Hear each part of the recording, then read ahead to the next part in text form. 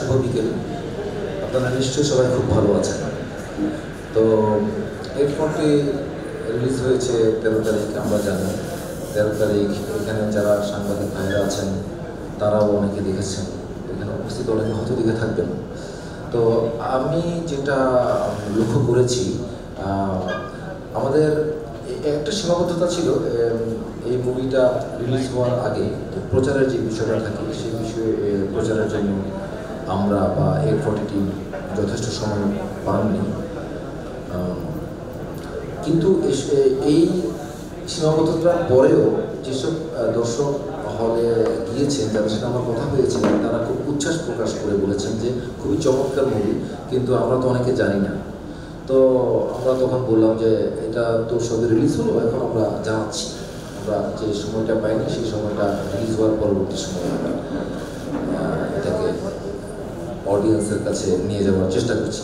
তো সেই চেষ্টার ধারাবাহিকতায় 840 আগামী পরশু থেকে, অর্থাৎ 3 জানুয়ারি থেকে RTV, দীপ্ত টিভি এবং চ্যানেল আইতে পরিবেশিত হবে বিভিন্ন সময়ে। তিনটা বিভিন্ন সময়ে সম্প্রচার করা হবে।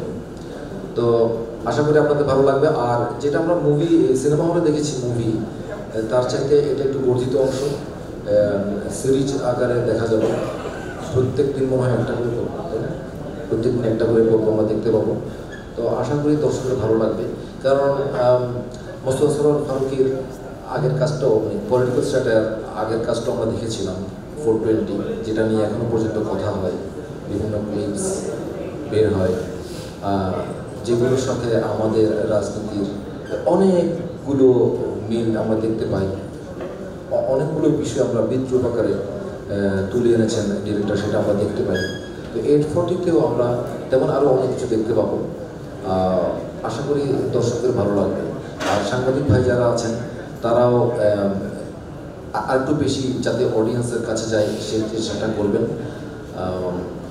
তো আমরা দেখি পরশু থেকে 840 কেমনভাবে নেয় দর্শক, দেখা যাক। এই আর কি। ধন্যবাদ।